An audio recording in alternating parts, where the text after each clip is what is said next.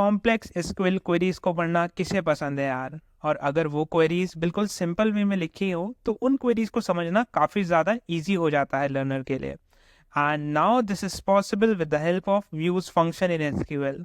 Views function केवल आपकी query को सिंप्लीफाई ही नहीं करता, साथ ही साथ आपके डेटा को सिक्योरिटी भी प्रोवाइड करता है। Hello guys, my name is Adnan and welcome to day 20। आज हम लोग पढ़ेंगे एसक्यूएल में व्यूज के बारे में। चलिए सबसे पहले व्यूज की डेफिनेशन देख लेते हैं। Views in SQL are a kind of virtual table. A view also has rows and columns like table, but a view doesn't store data on the disk like a table. चलिए इस definition का meaning देख लेते हैं। तो SQL में basically views होते क्या हैं? अगर बहुत ज़्यादा सिंपल शब्दों में मैं आपको बताऊं, एक व्यू होता है एक वर्चुअल टेबल जो आपकी एक या ज़्यादा टेबल्स को कंबाइन करके बना होता है। इससे आप अपनी क्वेरीज को सिंपल और काफ़ी ज़्यादा क्लीन बना सकते हैं, जिससे हमें डेटा को रीड करना और ज़्यादा इजी हो जाता है। So now let's see why to use views. Views को यूज करना एसक्यूएल में क्यों इम्पोर्टेंट है? So the very first point is simplification. Views makes the query easy to understand and manageable. The second point is security. Views allow exposing specific data without touching the original table. Views क्या करता है? हमारे data को expose होने से बचाता है और साथ ही साथ ओरिजिनल टेबल में किसी भी तरीके कोई चेंजेस नहीं करता है। Third point is reusability. The views estimated the need to write the same query repeatedly. You can create a view once and you can use multiple times. So views क्या करता है? Views will increase the usability of your code. आप एक view को बार बार लिखने की जरूरत नहीं है। एक बार आपने व्यू क्रिएट किया, देन आप उसे मल्टीपल बार यूज कर सकते हो in your multiple queries.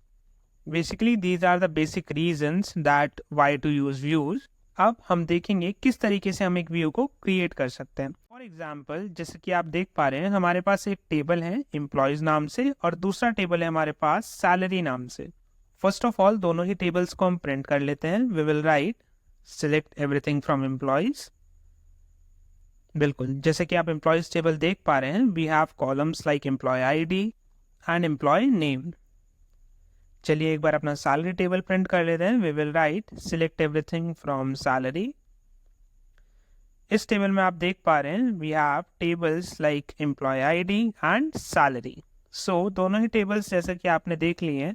So now what we will do, we wants to print the employee name with their salary. So we will write the query select everything from employees, फिर हम लिखेंगे join और second table का नाम जो कि है salary on the basis of employee.employee ID is equals to salary.employee ID।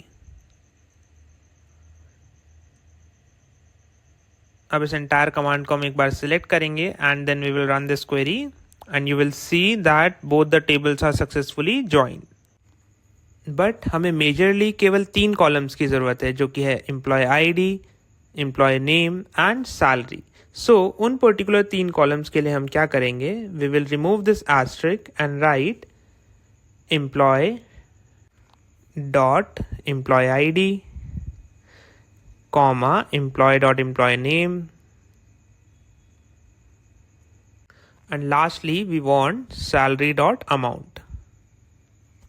So now what we will do, हम इस क्वेरी का एक व्यू क्रिएट करते हैं। सबसे पहले क्योंकि हम सीख ही रहे हैं how to create a view, so we will write create view. अब एक व्यू का नाम देंगे। फॉर एग्जाम्पल हम इसका नाम देते हैं एम्प्लॉय सैलरी।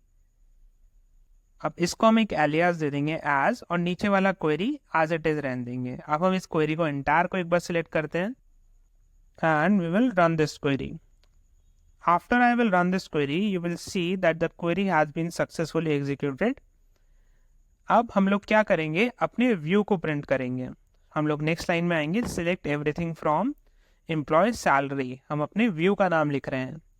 अब आप देखेंगे कि केवल एम्प्लॉय नेम और सैलरी प्रिंट हुआ है, जो कि हमने इसको एज की फॉर्म में दिया था। यानी कि जो हमने पर्टिकुलर ज्वाइन यूज किया था, ज्वाइन की हेल्प से हमने खाली एम्प्लॉय नेम्स और सैलरी को रिट्रीव किया था, उसने हमने उस चीज को एक व्यू के अंदर स्टोर कर दिया है, जिस व्यू का नाम है एम्प्लॉय सैलरी।